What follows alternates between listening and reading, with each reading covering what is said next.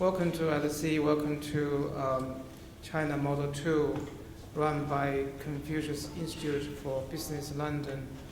This will be the last event for this year.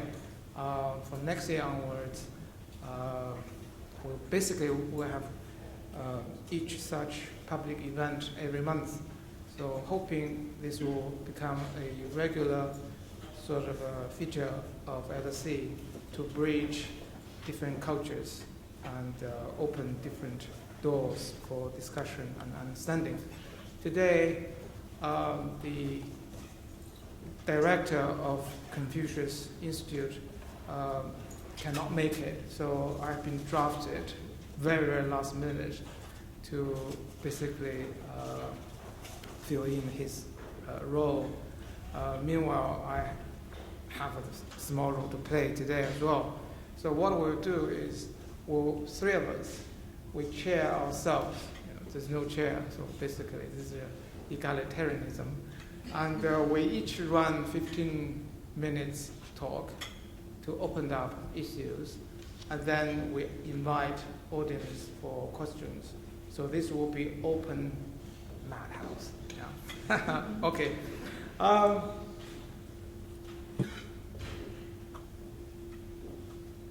Well, my talk is this. Once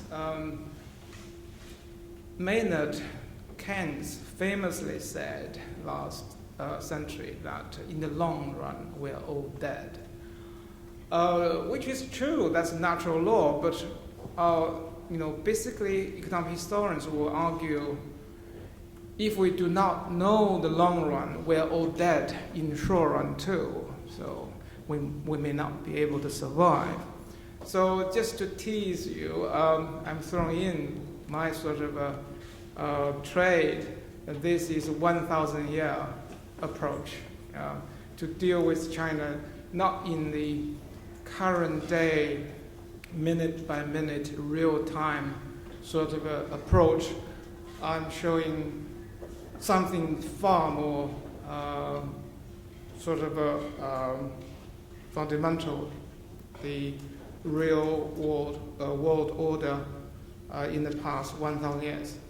Now, this is a stylized growth curve. It can be GDP, it can be population, it can be GDP-weighted population or population-weighted GDP, whatever you call it. But usually people agree that this is the long-term growth in Europe. You start from Dark Ages, then you have Black Death, then you have numerous revolutions, for example, a military revolution, science revolution, Enlightenment movement, and then you have finally Industrial Revolution. Then you have World War I and World War II. In between, you have Great Depression, and that will be dip. This really should be, this should be here, yeah. Oh, they have their own mind. Then we have post-World War II, very fast and sustainable growth. But now we are in some sort of difficulty, yeah. This has nothing to do with China. China has different type of growth. You have Song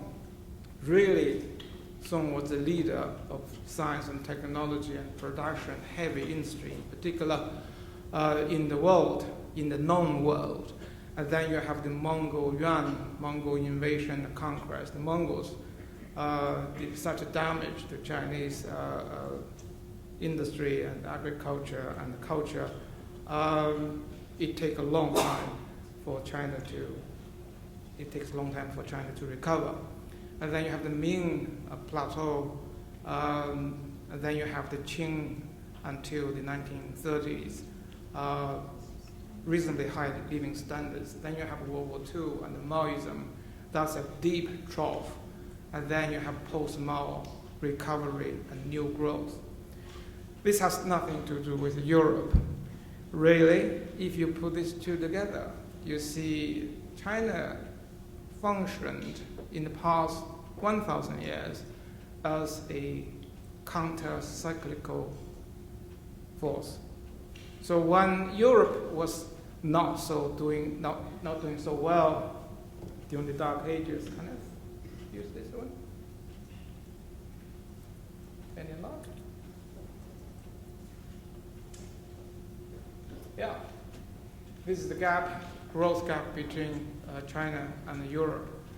And thanks to the Mongols, this gave the Europeans an upper hand. And then you have Black Death, and you have Black Death. During that time, China had the glorious period of voyages in Pacific and Indian Ocean. And then during the multiple revolutions, China slowed down, in fact, considerably, and then you have World War II growth, and Maoism certainly pushed China to a total disaster. Okay, now, I will only pick up the highlights of China's growth to show what it means to the world.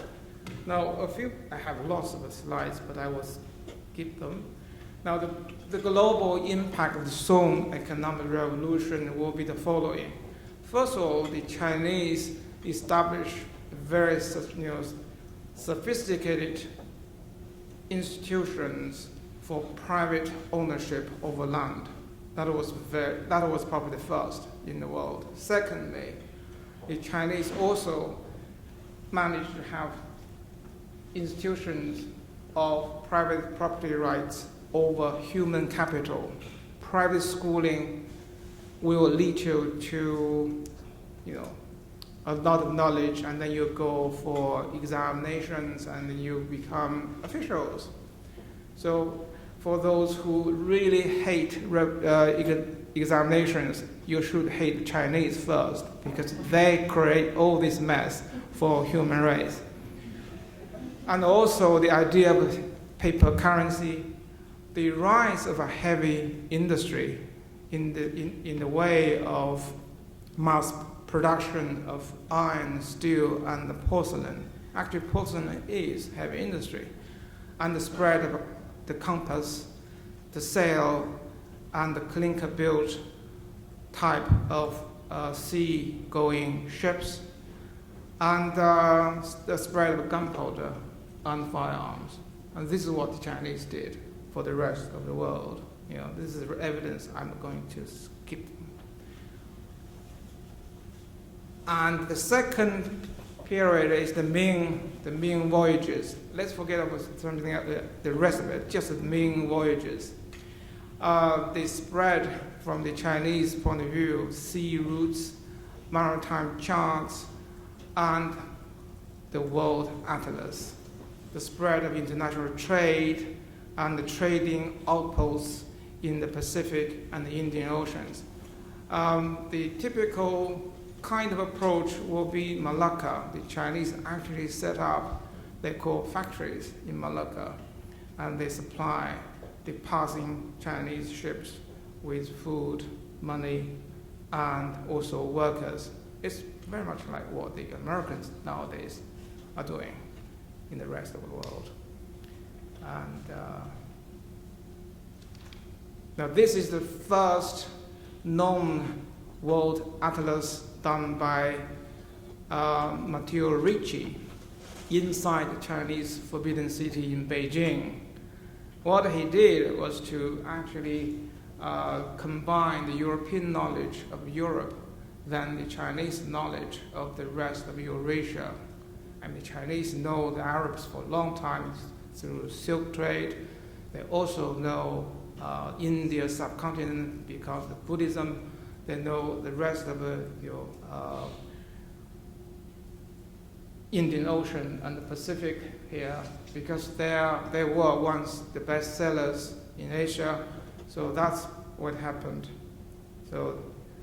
And number three, the Qing high living standards.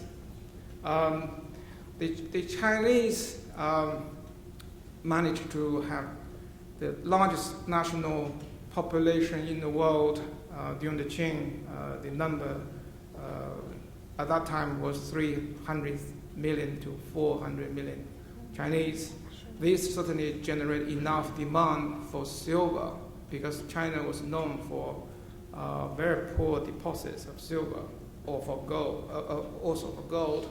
So this certainly opened up all the opportunities for silver to be traded, to be imported to China. And also high demand for luxury goods like opium. Unless you have a lot of money to burn, you're not going to have that habit for a very long time. We know in coastal China, 30% of the male population regularly consume opium at some time. And also they import large quantities of pharmaceutical materials like tiger bones, rhino horns, and all these luxurious items. They cost a lot of money. They're legitimate consumer goods, of course. And then the Europeans came to China regularly for trade. So here, Britain, Yingji Li. Yeah. This is done by an Italian artist, court artist, Deng. And who else? This is Spain, Daxi. So all the Europeans decided this is where the money is. So if you say China was poor, think again. China was one of the richest places, and China was where the money was. Now then you have this Lord Macartney facing the Emperor Qianlong, and you have to debate whether Qianlong was very conservative and Macartney was really very progressive. Let's forget about this debate. The very fact that Macartney coming to China begging for trade says something to us. China is where you can make money, right?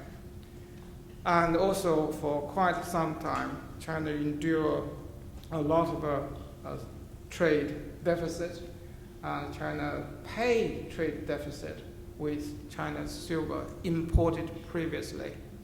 So you can't say China was poor. China was supporting the world economy, lubricating the world trade on a large scale.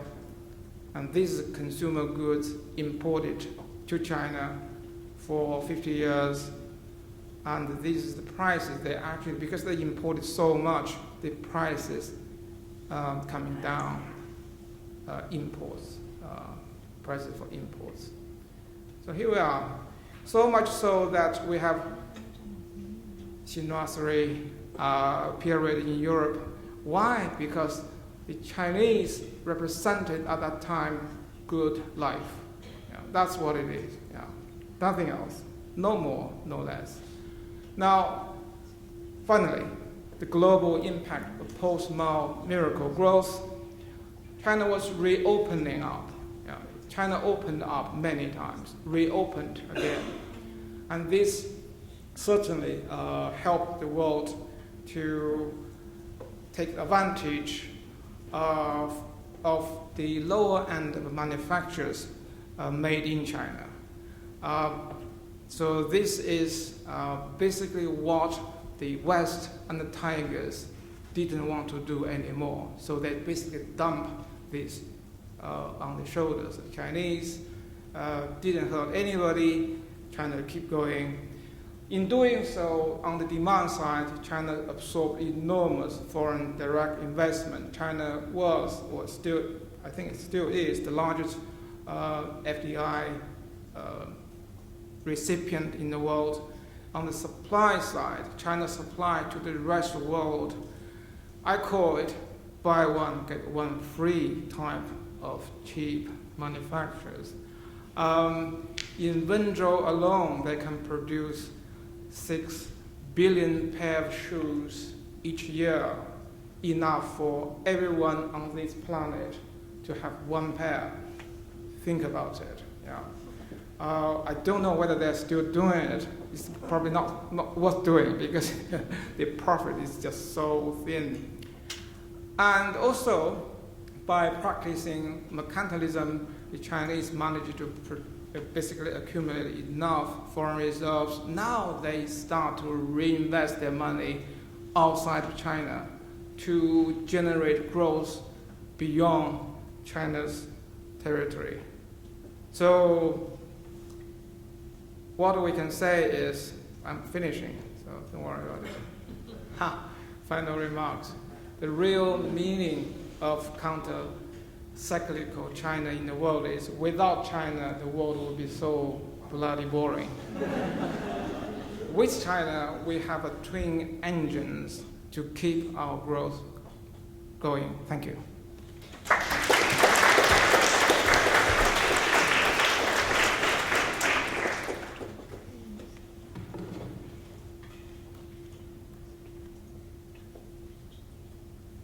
I'm done. Arthur.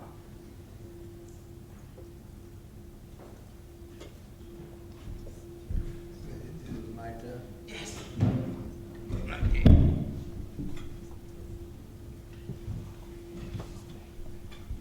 For those who do not know, Athar is the director of LSE's Asian Research Center and is a world-class expert on current development in China. Well, I'm not world-class expert. I feel like a blind man trying to figure out what the elephant looks like. And so let me start with the title, China Model 2. You're perfectly entitled to ask, what is the Model 1 and the Model 2? Well, the brief answer is, I don't know, because the person who actually set the title is not here at the moment. So let me think of a way. That is, Model 1 is really the context and the situation in China in 1980. And Model 2 is the present situation or important figures. So let's just go back 30 years or so to 1980. The predominant issue for Chinese policymakers then was poverty. Poverty at that time was mostly agriculture, and something like, even according to an underestimate, 40% of the Chinese rural population actually lived below the poverty line. So that was the predominant issue. The actual percentage may be even higher. The second issue in 1980 was really transformation of the economy, which was almost half destroyed, if not fully destroyed, because of the Cultural Revolution, reviving the education system, and so it's really building both the social services and also the economy. China is almost closed from the rest of the world. Just to remind that the total foreign trade of China in 1978 was $12 to $15 billion. Now it's well over 2 trillion. So the scale is actually quite different. So let's just look at the present situation. What are the present issues? China is well past the low income status. Its per capita income is well over 2,000. It's a middle income economy. So the primary concern for Chinese policymakers is really how to keep on growing and not get stuck in what is called the middle income trap. So China does not have a problem at the moment of opening to the outside world. China is the largest foreign trader in the world and with the largest foreign exchange reserve. So China, unlike 1980, is fully part of the international economy.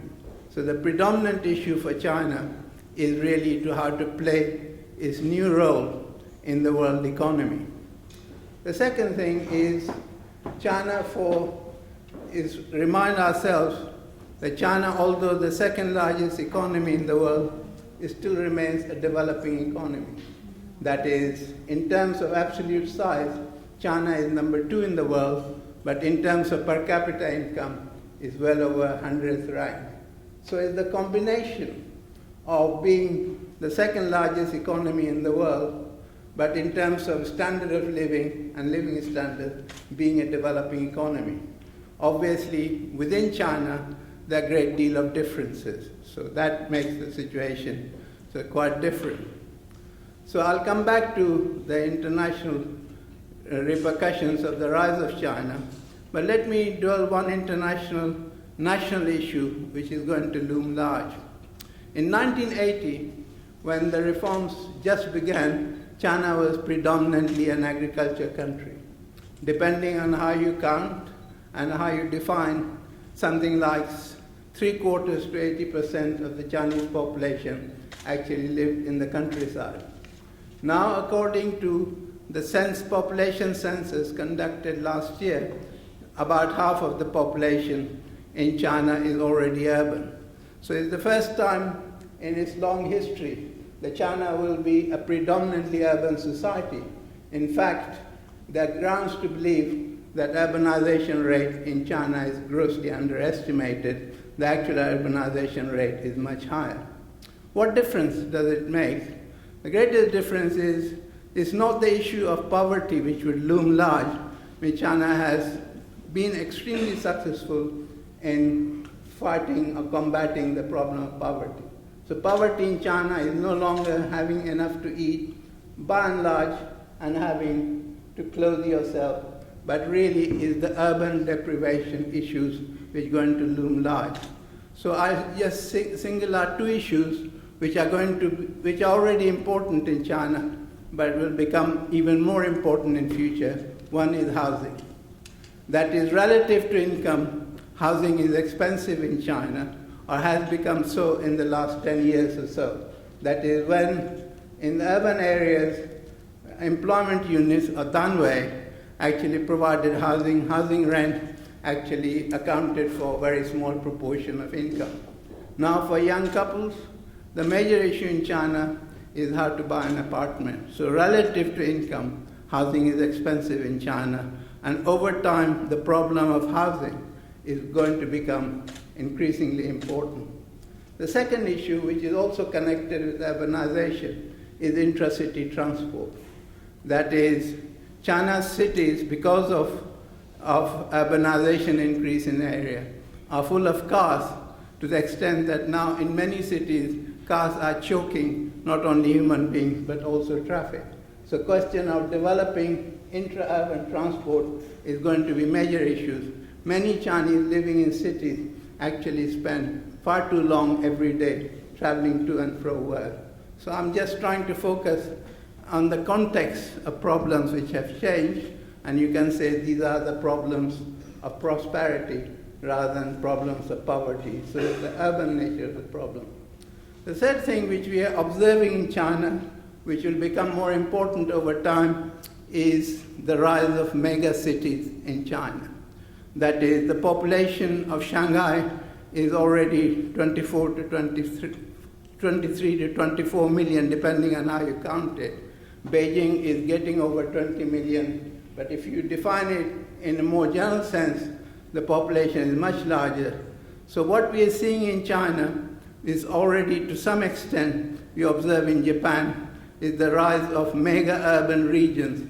So Tokyo, Yokohama region has a population of 30 million. The forecast for China is that in the next 10 to 20 years, China will have 3 to 4 mega regions, each with a population of 60 to 70 million, if not more. One obviously around Guangzhou in the south, which is could include both Hong Kong and Shenzhen. That will have a population of well over 100 million. Then one in the center of China, that is East China, Shanghai, and the area around East Shanghai, and then one in northern China, perhaps one in the west.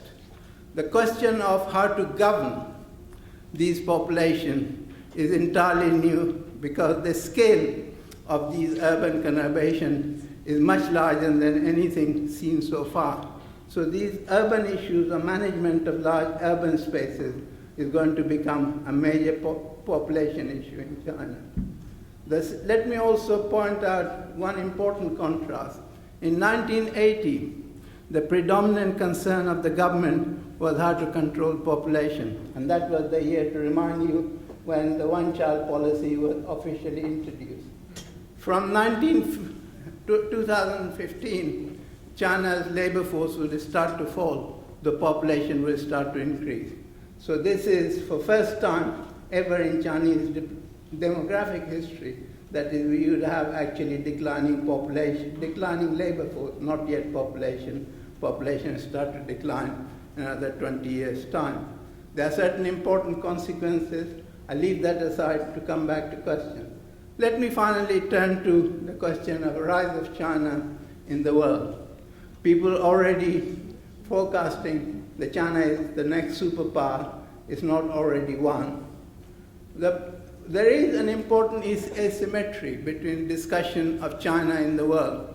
The outsiders, the foreigners, are far more sanguine about the rise of China, China being the next superpower. The Chinese themselves, especially the government, are much more reserved and qualified. For example, Chinese government and a lot of Chinese press point out that China still remains a developing country. So they emphasize more the relative backwardness of China in terms of science and technology and low per capita income, so-called the developing economy aspect, while the outsiders tend to focus on the size of China. So, but I think for Chinese policymakers, international issues are very different.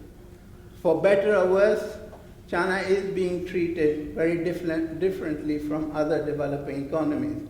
And this is very clear, for example, in case of climate discussions which are taking place.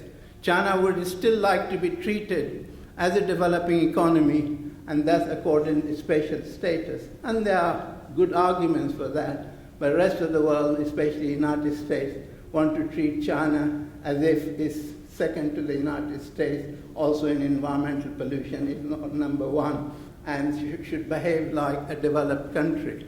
So that is going to, so China has to face in its international policy issues which it hasn't faced in the past.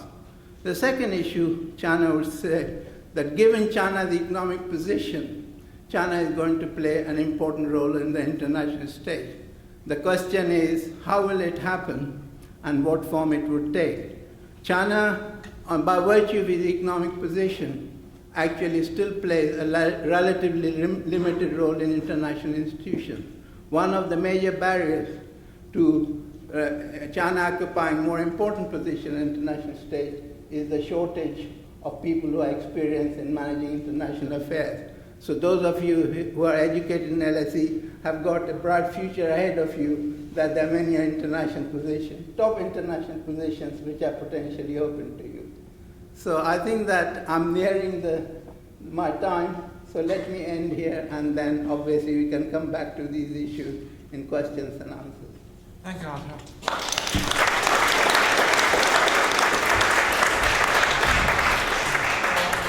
Last speaker is Professor Jude Howell, and she specialized with developmental issues, and she's going to Guangzhou tomorrow early in the morning. So we should thank her for being so,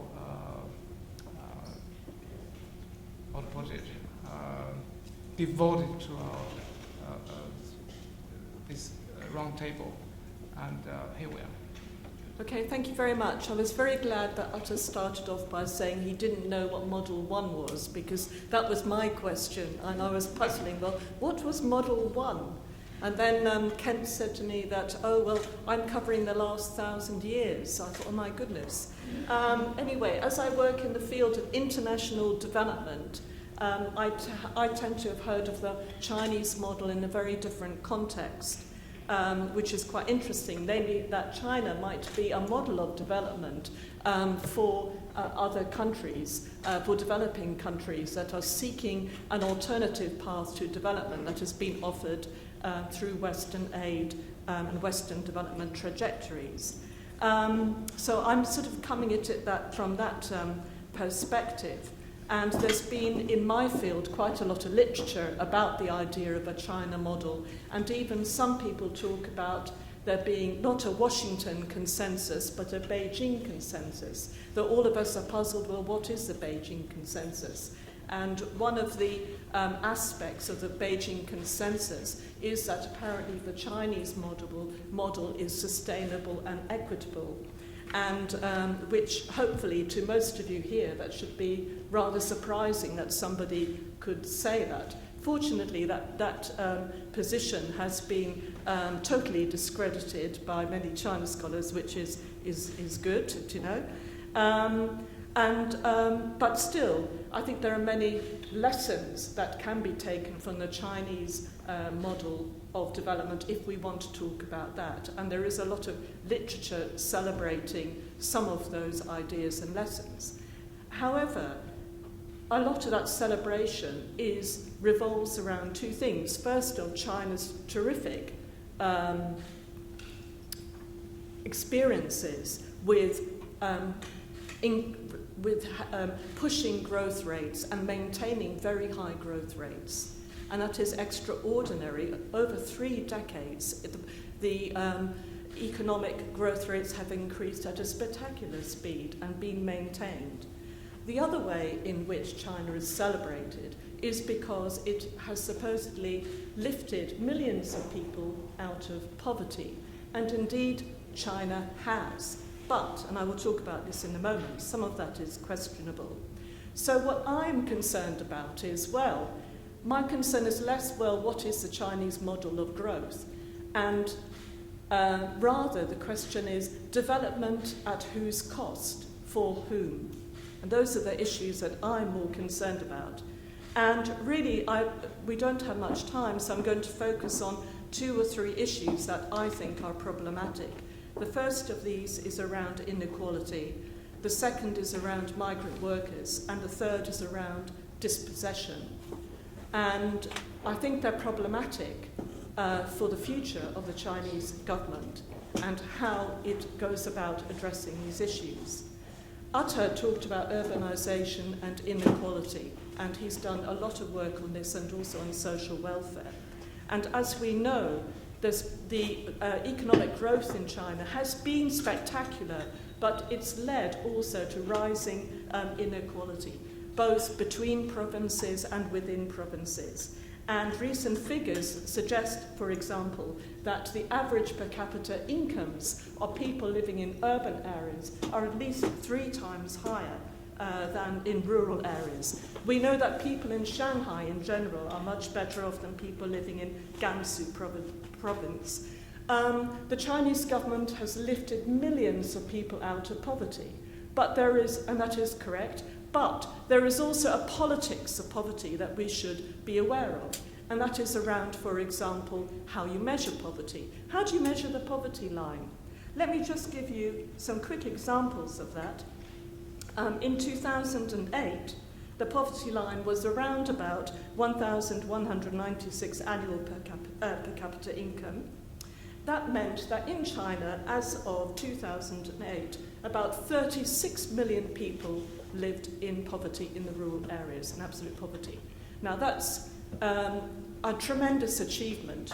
That figure is often compared with figures of about 230, 50 million at the start of the reforms that Athar was talking about.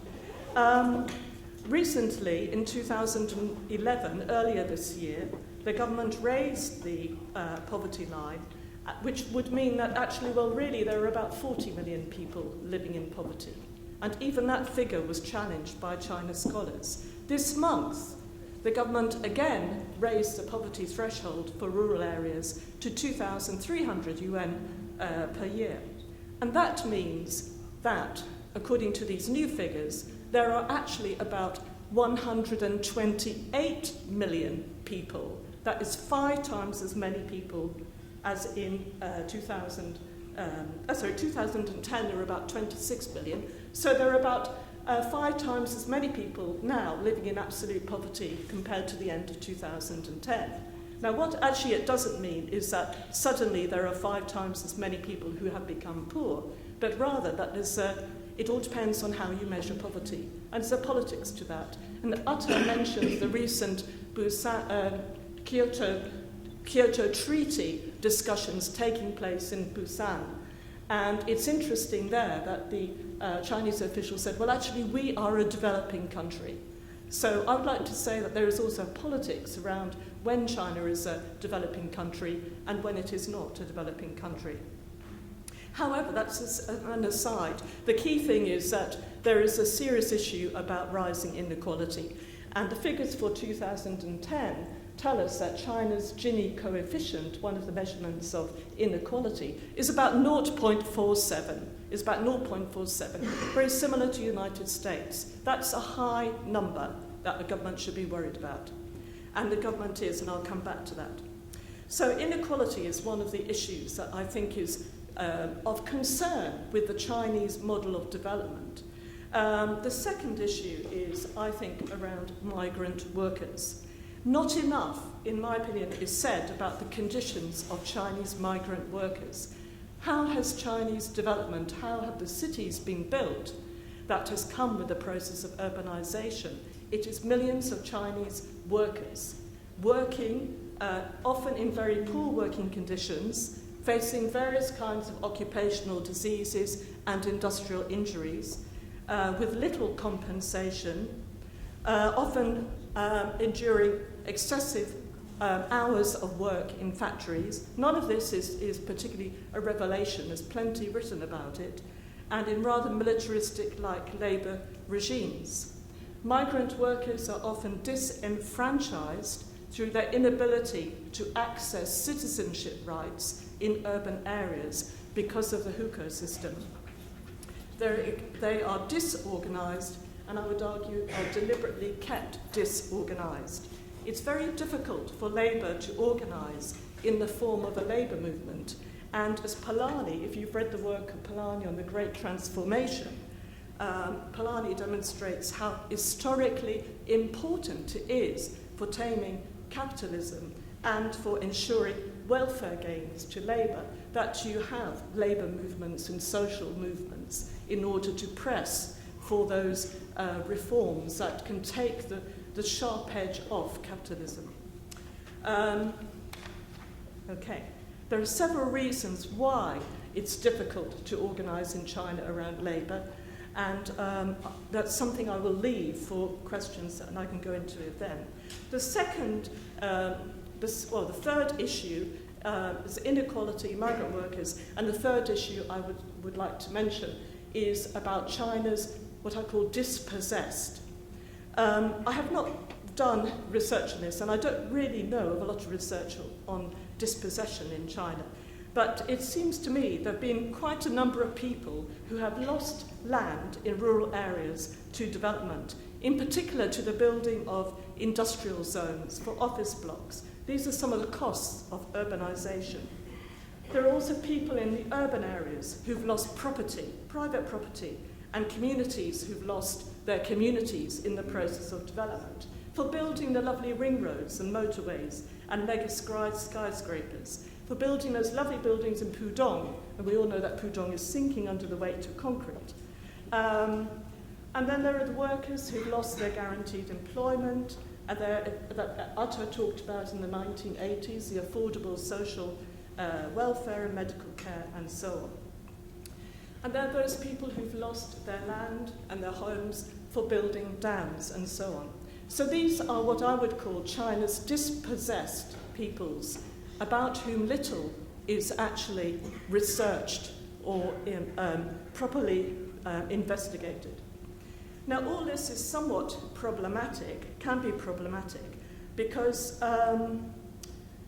for the government to maintain its legitimacy, it needs to satisfy people's economic needs. And as long as the government and the economy can keep producing high positive growth rates, that can actually quell any demands for any reform or opening up of political spaces. The problem with the inequality and the problem with the grievances that arise out of dispossession is that they lead to a lot of social unrest and social protests, strikes and so on, which we know is perceived as a problem by the government, which tries to deal with that in different ways. And from the point of view of political stability, some of the main groups that are of concern are, of course, the workers, who I would suggest the party will try to keep disorganised, the peasants, who in any case are going to be a smaller proportion of the population, but nevertheless are a source of concern, and also the emerging middle classes in China and the intellectuals. And they can be kept happy as long as the growth rates can be held up. And so in terms of dealing with some of the social grievances and social protests, one of the things the government has been trying to do, which is is a very wise step, is to try and address the issue of rising inequality and actually developing a proper system of social welfare. And Athar has done a lot of work on social services in China, and social security in particular, so he's a real expert on that. But the changes have been rather slow and rather piecemeal. And some of the issues there revolve around the whole system of social welfare provision and also about civil society. And I want to make 2 points. The first is that the changes in the social welfare system have taken time, in part because social work and social policy are very new areas of activity, of research, of study and policy in China. Another reason is that the efforts to change the social welfare provision have been slow, is because part of the solution has hinged on trying to get NGOs, so-called NGOs, or people's organisations, and community groups on board to provide some of these services as a supplement to the government. But the very problem here is that the regulatory framework that governs registered civil society groups or registered social organisations in China is still, despite recent changes this year, is still much too restrictive and cumbersome to function as an effective enabler of the number and kind of groups that are really needed to competently, adequately supplement state provision of social welfare. And this is a dilemma because on the one hand, the government would like to cultivate service-oriented civil society organisations that don't make too many demands in terms of rights or participation, but at the same time keep a tight control on other types of civil society organisations. And I would argue you can't have the one without the other. Nowhere do you have the one without the other. So, to finish off, I would say that in terms of the future China model, which is very much based on the idea of forever continual high growth rates, the question is how long the current contract, and I would say there is a contract between state and society, between the state, between business and certain parts of society. The question is how long can that be sustained given the global recession and its likely negative effect on an export-driven model, growth model of China. And even if China were to shift to a domestic consumption-led form of growth and tries to move up the production cycle, even if it tries to do that, there are still going to be some very, very crucial issues to deal with about how you manage social expectations and how a government and how the Chinese government manages social expectations will be indeed crucial for the survival of any government. And I'll end there. Thank you. Perfect timing. Thank you to both of you. You just keep my job so easy. Now the floor is open. So this is because of the roundtable nature. We invite the audience to raise questions. As usual, we take 3-4 questions in a cluster, and then we please identify yourself, your name, your institution, and then your question to whom your question is for. Let's start.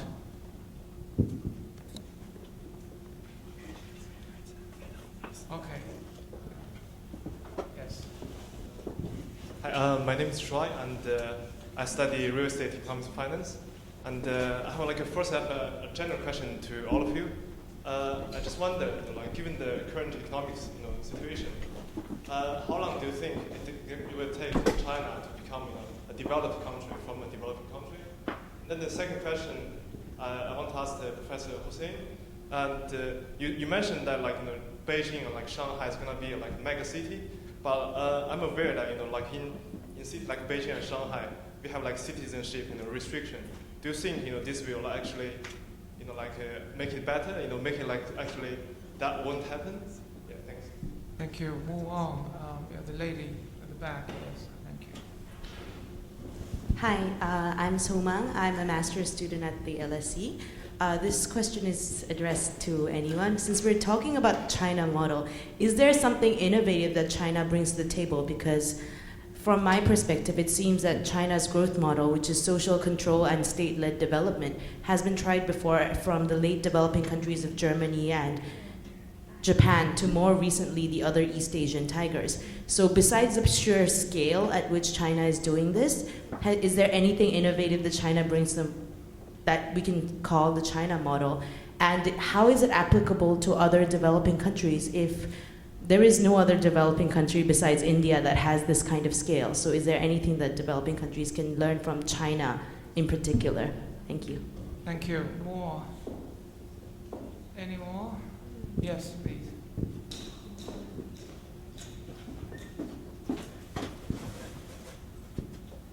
James Irving, LSE. Just actually in relation to the last question, I think that one thing that distinguishes China is that its investments in fixed assets are now 50 or 60% of GDP, which is of a scale unseen in any other developing country, to the best of my knowledge. Do you think that that poses a real problem for China's continued growth? Right. One more. Gentleman, yes. Okay. Hello, Timothy, bachelor student. In relation to the China model, could you explain how, even though Europe and the USA, their markets are slowing down, how Latin America and possibly sub-Saharan Africa may play a part in China's export-led model that we see right now and in the future, its development plan? Thank you. We now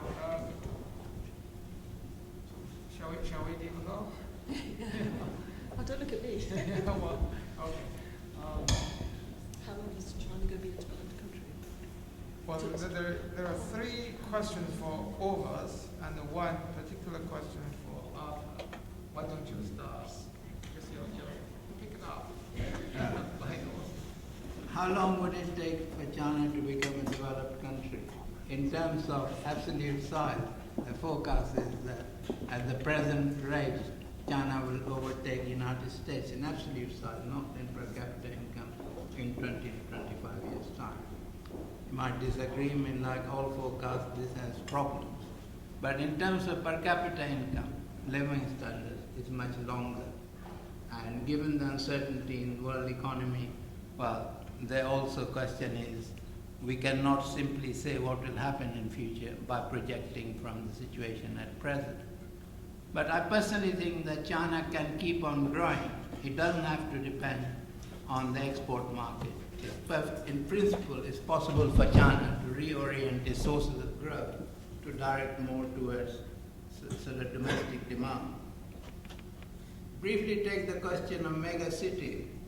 I think that the problem in China is not the size of urbanization. Urbanization has been very quick in China. The problem is really existence of large population of migrants who actually lack sort of same rights as the permanent residents of the locality.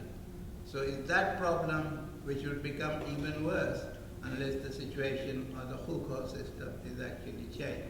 And that's a big social issue in China, that is how to integrate what, according to the last population census, there's something like 220 million people in China who are actually living and working on a long-term basis in a place other than what is registered in the hukou.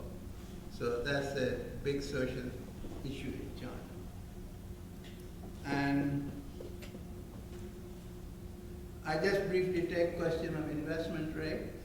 I think investment rate in China is very high. China is investing almost half of its GDP, which is very unusual. In fact, it could invest more. That's where exactly the problem lies.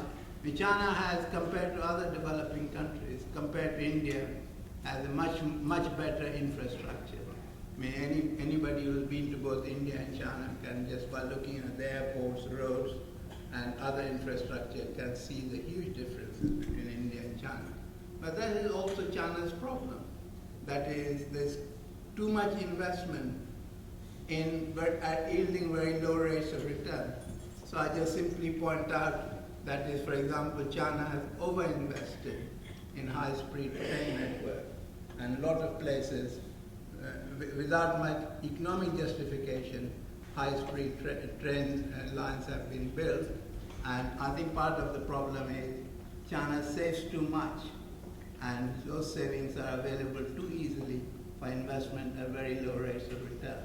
And that's a problem China has to deal with, because if it's not to be caught in what is called the middle income trap. So let me. Yeah, thank you, Arthur. Jude? Yes, on the question about the Chinese model for international development, I mean, I think it's a very good question, and there's an emerging and vast literature about what can we learn from China. All kinds of things have been suggested around China's gradualism, its evidence-based policy, its method of experimenting first with a policy, as for example with the special economic zones, which contained foreign investment in a few locations along the coast in the early 80s, and before gradually expanding the concessionary policies to other parts of China. Those are some of the things that are often mentioned. But I think two things that stand out are first is the argument that China has. You might just say in development speak, you would say that China has a pro-poor or a pro-development leadership. And I would say that despite everything I've said about development not benefiting everybody equally at all, nevertheless, I think the leadership, the Communist Party leadership, has had a very strong commitment to development, to developing the country. The model of development has been a growth model rather than a growth plus distribution model, but the commitment has most certainly been there. Whatever you might also come back and say, well, what about all the corruption and this, that and the other? True, yes, but overall, comparing it with other contexts, the leadership can be described as a pro-development leadership. The second point I would make is that China already had considerable state capacity already, administrative capacity, state capacity. It had a state, it has built up through the Maoist decade, a state that is able to reach down to all parts of the country, which has its good side and a bad side. But in many developing countries, states are very weak and have little reach beyond the capital city. And that is very distinctive in China. And along with that, I would agree with, I think it's Barry Norton who makes the point, that China has not tried to first establish perfect institutions and then set about development. So it has not tried, for example, first let us get into position a rule of law and let's first of all have some laws about property rights, and then we will start bringing in foreign capital. It hasn't. It started off with the existing institutions and adapted these as it has gone along. And that contrasts very sharply with the policies of Western donor agencies, which is about good governance. We've got to get the governance right, and that will solve the other issues. So I think that is an interesting feature of the Chinese model that might actually be a lesson that can be taken elsewhere. On the point about the domestic consumption, I think, again, I'm thinking aloud, because yes, I would agree that China could probably maintain growth rates by not relying so much on the export market for driving growth, but rely on domestic consumption. But my concern, which is around the social expectations. First of all, as Athar said quite rightly, there is not a strong culture of spending. People are used to saving. The savings rate is high. So people have got to start spending more, which is why wages, apart from all the suicides in the Foxconn factories last year, and wages, as we know, wages were a lot of wages were increased in factories by considerable percentages. The justification for that has often been in terms of, well, a concern about the conditions of workers' factory environments. But another reason is, importantly, that the government needs to spur domestic consumption, hence has given the green light to wages rising. And of course, a lot of foreign enterprises have been quite worried about that. But it's important for the Chinese economy, so people will begin to spend more. But the problem with that, I think, is around social expectations, because it'll be very clear after a while, as it is clear in this country, that not everybody can consume as much as they would like to consume with the incomes they've got. So the whole problem of inequality will become even more visible. Yeah. Okay, well, my turn now. How long does it take for China to overtake other superpowers? Funny, in the past 10 years, nobody will ask whether China will take over the United States. It is when China will take over the United States. In the total aggregate GDP figure, the most optimistic figure will be 15 years. But there is a think tank in Beijing on the term of this millennium. They draw a conclusion, scientifically speaking, it would take 100 years for China to become a superpower. I think that's a decent, reliable estimate by the Chinese themselves. Yeah. By the way, there's no single Nobel Prize winner produced by China so far. So that says something. On the issue of China model, science, whatever, I think the China model is really related to the role of the state. This will basically support the views by Jude and Athar.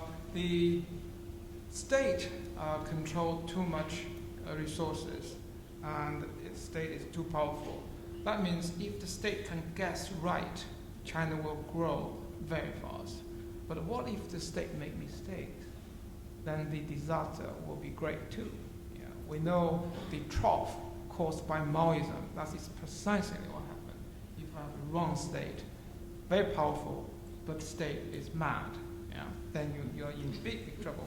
So it is the checks and the balances are something missing in the Chinese governance.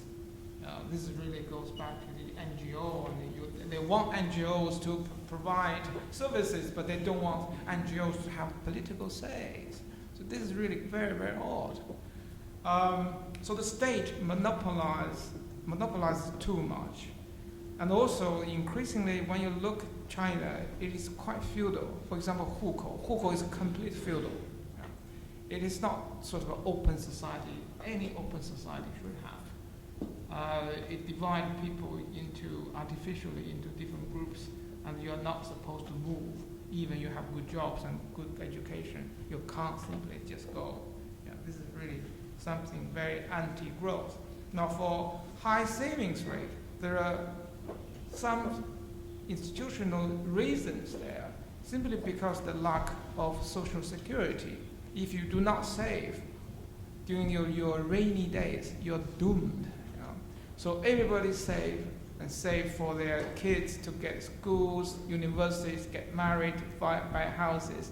So this is a wrong type of economy. You can't really generate enough domestic consumption if you do not fix China's domestic social security issue. This is certainly the big issue at the moment. Both Jude and Athar are working on in different aspects of China's further development. And also the other issue is China as an economy is big and is too open. 70% of Chinese GDP is related to export, and 40% of GDP is actually export. So we have a notion that Japan is very open, but Japan only exports 13% GDP. China actually exports 3 times more GDP to outside world. That kind of dependency is a killer. If we have, a recession in the West, then basically the Chinese model cannot continue. And also that gentleman's question of whether Africa and Latin America, the developing world, can actually support China's dumping sort of a type of growth, buy one, get one free. I don't know. I mean, it doesn't seem to be the case because the type of goods and services China produces is not particularly suited for certain countries. They're all for advanced, industrialized countries. Yeah. More questions, please? Yes.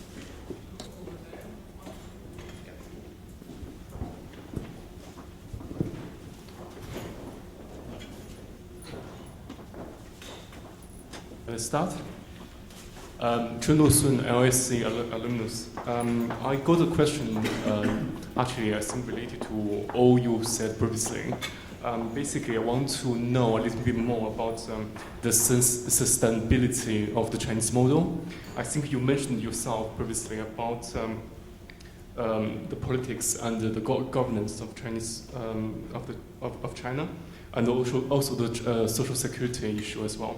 But I also want to raise the sustainability of the Chinese growth itself, the sustainability of environment, of social harmony, demographics you mentioned as well. So I think these are all challenges to China for itself to proclaim itself as a well advanced country. I think there's a lot of challenges, as you well mentioned earlier as well. There are challenges China is facing. I think we would, we should also looking at what challenges China is facing when we talk about the Chinese model, because that's very important. As a Chinese myself, I am concerned somehow about the model for its future. Rightfully, wrongfully, but something we should bear in mind, I believe. Thank you. Okay, move on. Thank you. Yeah, there's one over there and the lady. Yes, okay, well, you decide. My name is Alex. I'm at the LSE. I'd like to direct my question primarily at Athar and Jude. And this is specifically relates to the China model in the sense that when we talk about a model for China, we talk about the state. And there is sort of, I guess you could say, with the historiography of the Industrial Revolution, right? There's an optimistic case and a pessimistic case. And the optimists about China today would point to something along of population growth, people being lifted above the poverty line, per capita incomes increasing. And even more religious freedoms, even sort of rock and roll, right, punk rock having its place now in China in a very specific setting. So there's generally a tendency for China to open up. But then the pessimists, these are sort of, I guess you could say, the people that write for The Economist. They're always damning the state, how they tend to throw civil rights lawyers in jail. There's a new aircraft carrier, I think, that was just launched by the government. And there's all kinds of sort of, they don't trust a centralized state that sort of represents an oligarchy but says they're doing something in the name of the people. There's some mistrust associated. So just briefly, if you could ordinarily rank the best reason to be optimistic and the best reason to be pessimistic, sort of each side of the argument. Right, yeah, yes. Hi, Li Wu. I'm working for Agricultural Bank of China. My question is for all of speakers. As I said, there's a discrepancy between the views of the stage of China's development.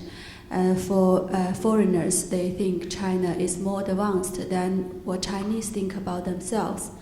So my question is this discrepancy more due to economic reasons or just politics? And which views are closer to the truth? Thank you. One more, please. Yes.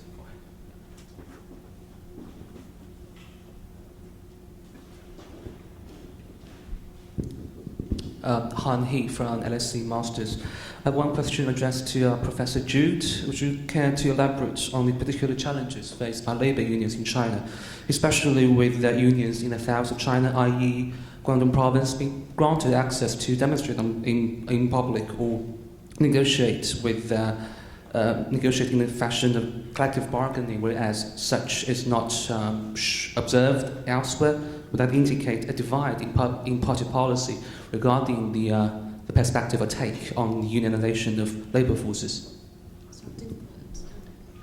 You mean in Guangdong, the collective bargaining in Guangdong? Labor force in Guangdong were granted access to demonstrate in the streets or engage in collective bargaining, whereas such is not observed elsewhere in China. Would that indicate a divide in party policy?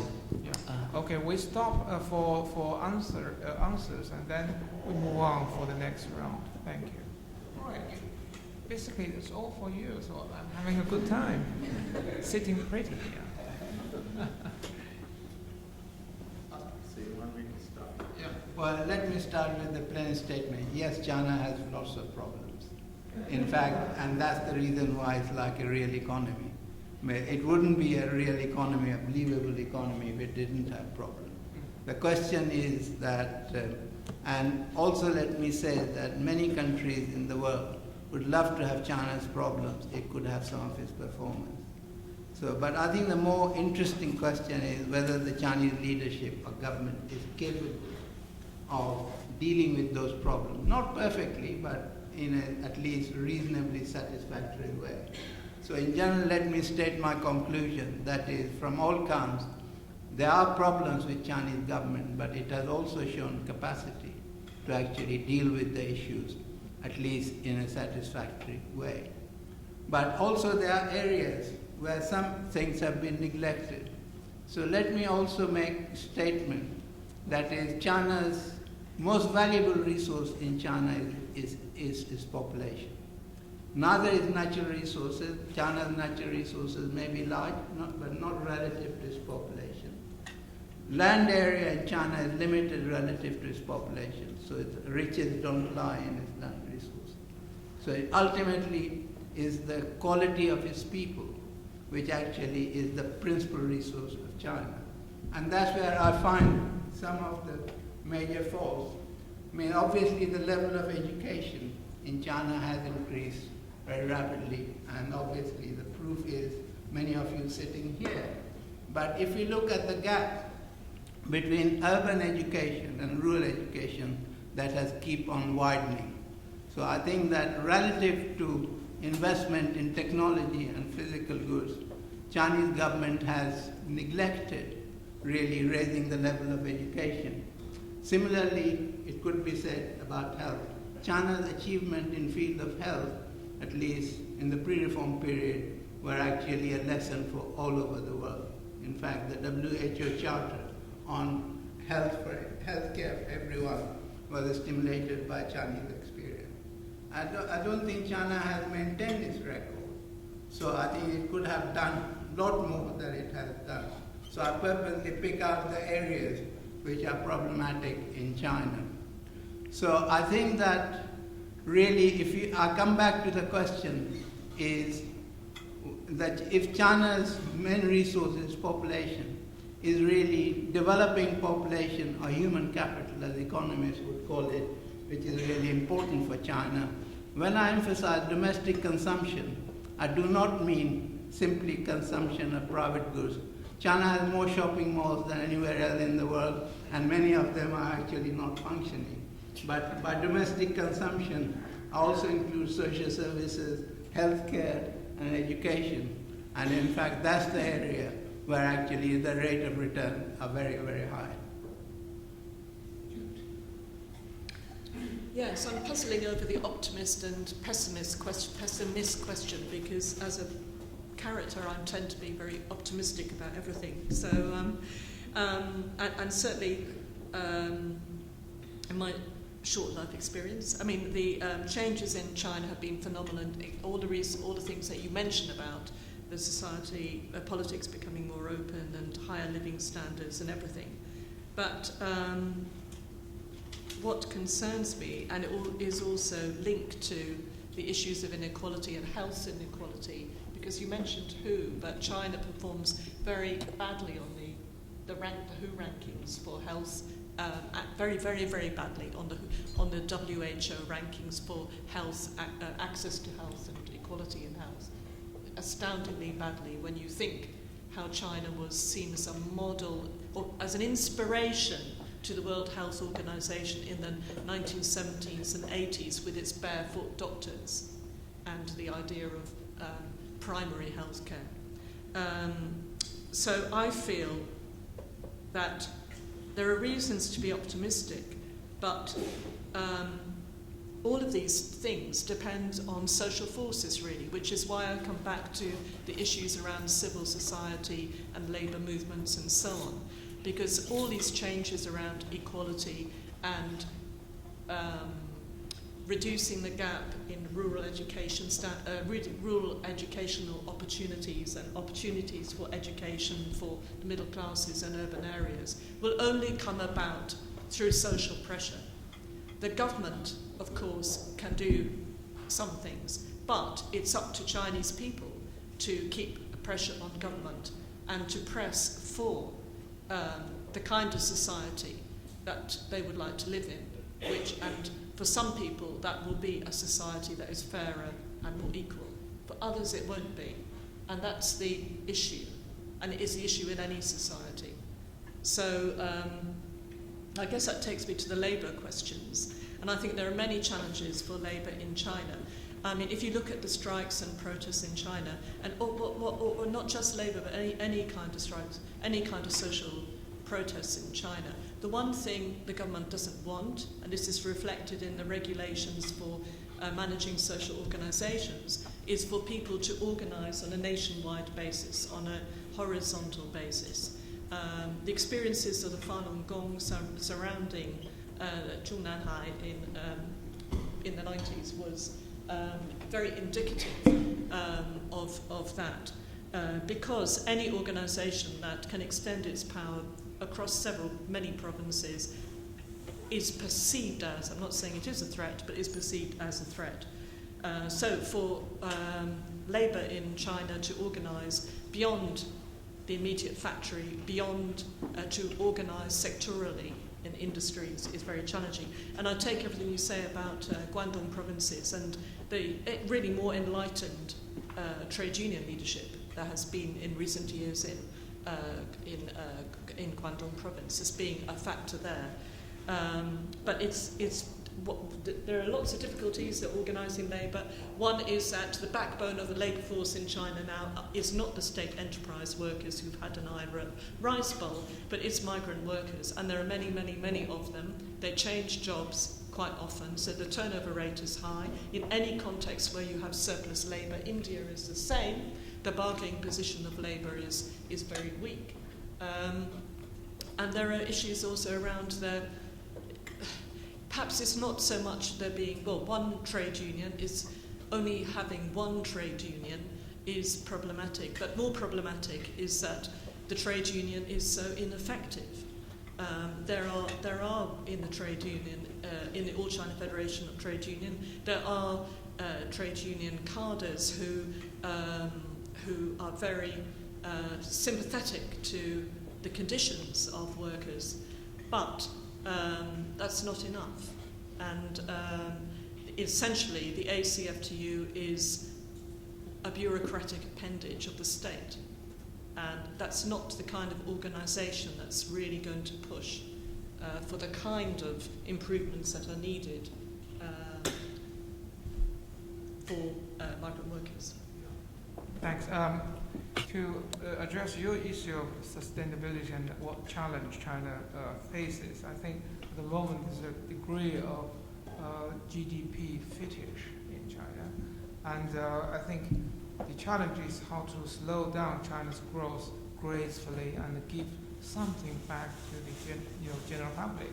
Instead, just the Chinese will say 数字出干部，干部出数字, meaning if you manipulate the figures, you get promotion, right? And the officials tend to manipulate a lot of figures. Yeah. So that kind of a circle should be broken. Secondly, we should send Tony Blair from this country to China, and Tony Blair will say education, education, education. That will actually support domestic consumption. Plus, another arm of the domestic consumption will be health services. So at the moment, China is having a third world health service. Every 10,000 people will have less than 10 doctors or 10 hospital beds. So this is really not acceptable for a country claiming to be a shining star of development. So you have a lot of growth, but not always development. We're talking about social development, right? Okay, more questions, please. Yeah. Yeah. Hello. Thank you for all the speakers of the panel. I just have a question about, our government post the harmony society, and they said it's good for the establishment is good for our economic growth. So I just want to know, how do you think about this? Do you think the political stablement is good for our growth, or we should, to just get more political issue about more democracy or more social movements is better? Yeah, thank you. And I'm looking forward China Model 3. Thank you. Okay. Yes.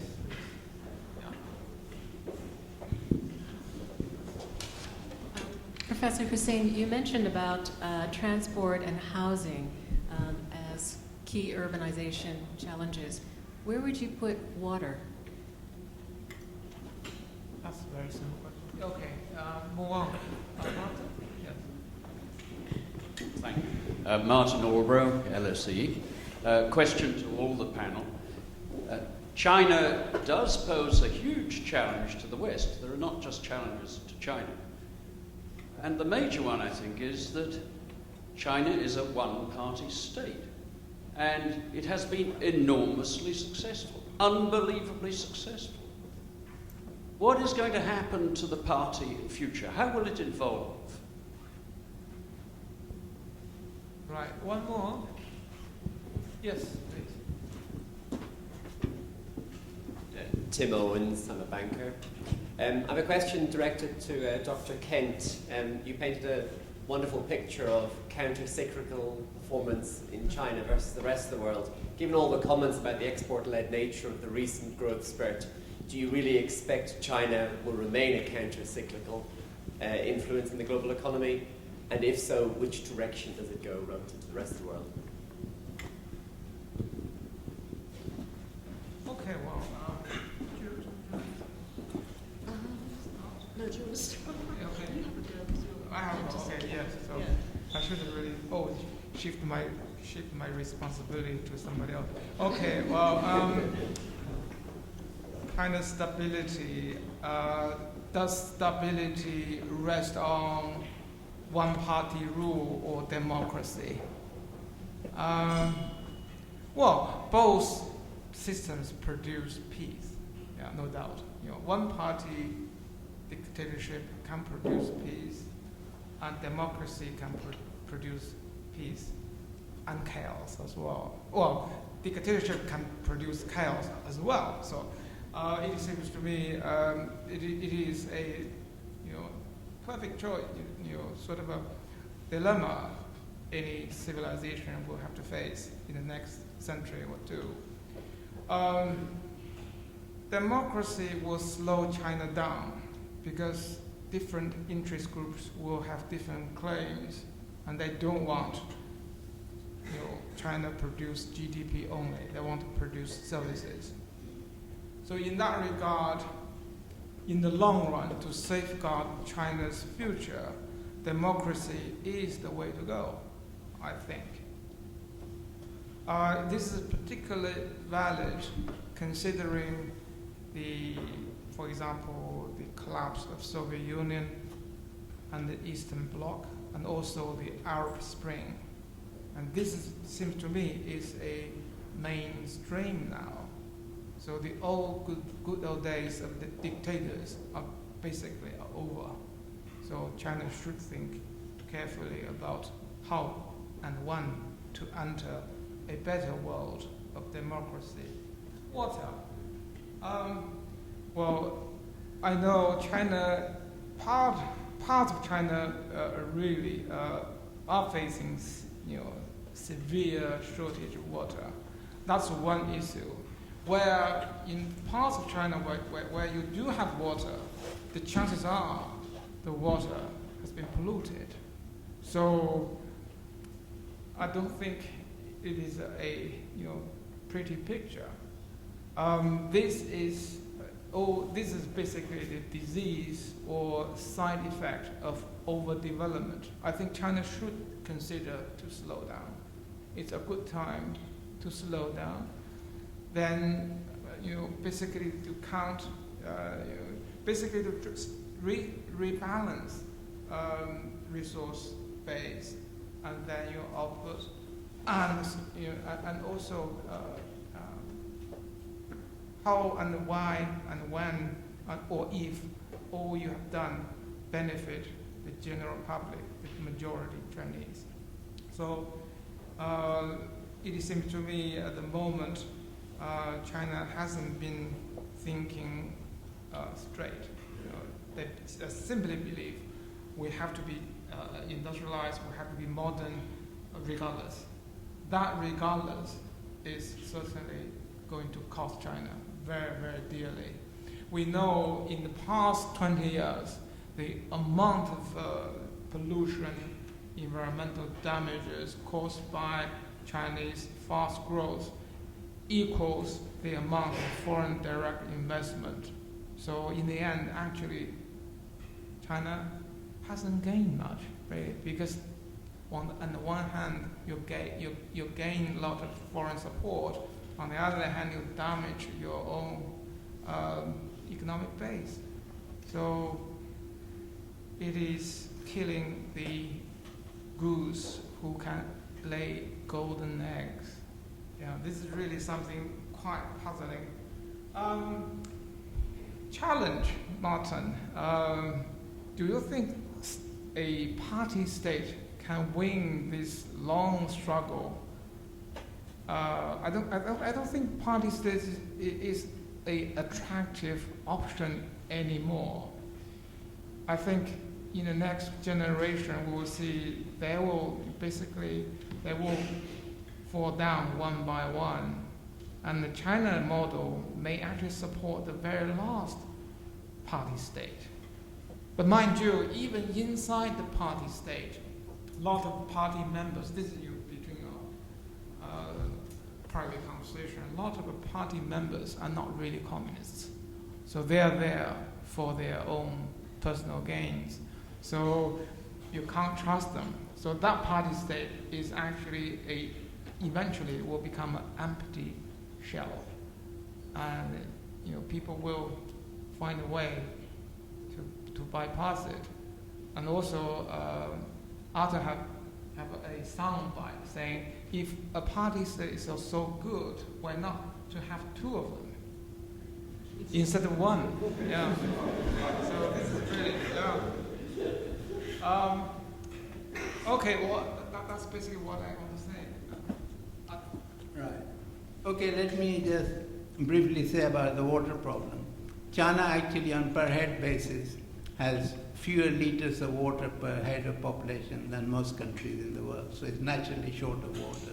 The northern half of the country is very short of water and confronts China with some very, very difficult issues, especially in North China plain. Agriculture in long run is not viable as it is practiced. practice. But its support is still about over 200 million people who are dependent on agriculture. So they are difficult issues. Let me turn to question of politics and make a paradoxical statement that there has been quite a lot of political change in China since the beginning of reform.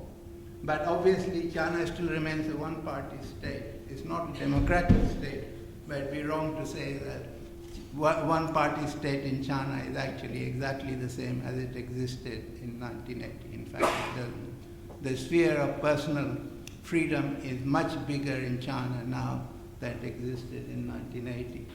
Second, democracy is not something you choose like you choose a toothpaste. I mean, the very fact of economic development actually brings about change in political structure. And it may be, I may not say that it will necessarily lead to democracy by itself, but it will give rise to more forms of pluralistic government. And that may provide a good precondition for the development of people. Well, finally, one about political development and economic development. In general, both you can find good examples of economic development both in democracies and dictatorships. I mean, you don't have to look at China, you can look at Korean Peninsula. But what is generally true, that actually the divergences are extreme in democracies are less than you find in dictatorial states. If you think dictatorial states are good for economic development, you don't have to go further than North Korea to see what's happening there. So I think that in general, there's nobody who says that by democracy you actually necessarily grow faster. But in some sense, democracies do have, on average, better distribution of income and fewer extremes. I think that would be. So I think that finally, let me end with comments, is that China's political system will change. China is not different from the rest of the world. And so as one thing which is at issue in China is legitimacy.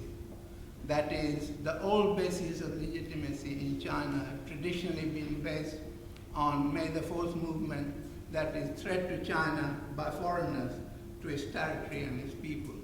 That probably became the main sort of support of the Chinese nationalism for a long period of time.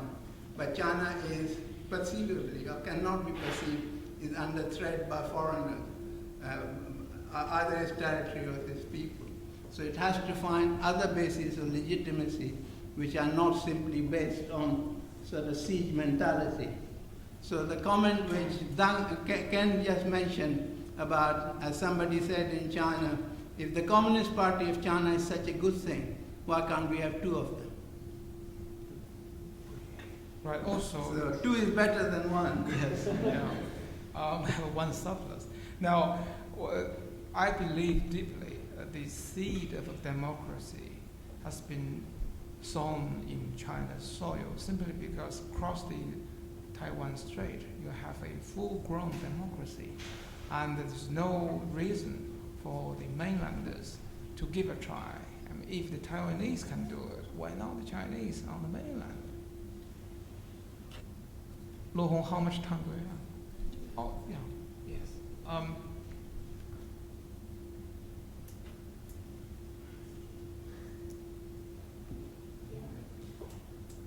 It is.